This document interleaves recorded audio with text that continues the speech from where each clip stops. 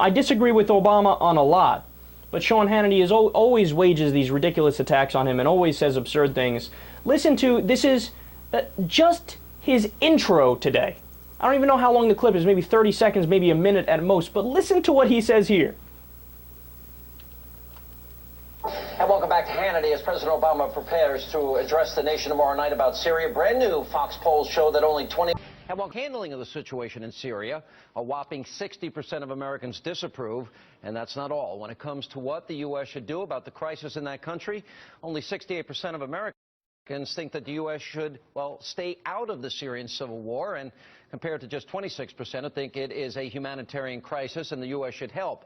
And the trouble for the president doesn't stop there, because when asked if the U.S. was more or less respected around the world today compared to when Obama took office, look at this. Only 14% of Americans said this country was more respected, and 48% said the U.S. was less respected around the world.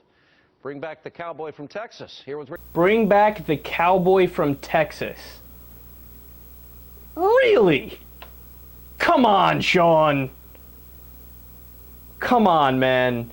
And I don't know if you noticed, but if you do the math on the poll that he cited as his evidence of, oh, look, Obama's doing such a shitty job, look at this poll. Did you know if you actually add up the number of Americans that say it's either the same today or better, it's 50%. And the people who say we're not better today, 48%. So the poll that he cites is actually better. Shows better of Obama, not worse. It's evidence for Obama being good, not bad. God, that's so sad, man, because if you give me some time, I could find polls that paint Obama in a negative light. Absolutely, especially with what's going on in Syria. I disagree with him on Syria. The American people disagree with him on Syria. His approval rating is definitely taking a hit. But he cites a poll that doesn't show Obama in a bad light. God, he's so stupid. And also, it's a fucking Fox poll.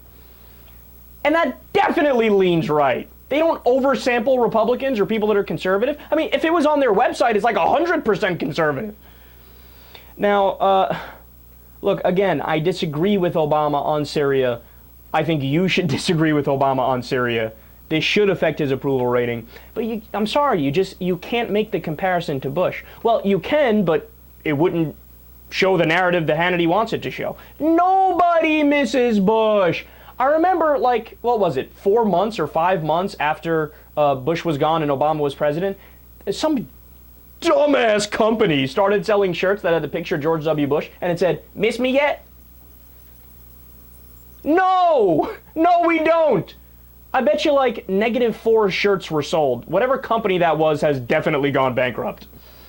Now, Bush's overall approval rating, his entire 2 terms, when you put everything together, average it out, 49%. You ready for this? His low, 22%. Wow. Now that's low. Obama's low, just to give you some context, Obama's low, 38%. 22% was Bush's low. In fact, quote, Mr. Bush's final approval rating is the lowest final rating for a president since Gallup began asking about presidential approval more than 70 years ago.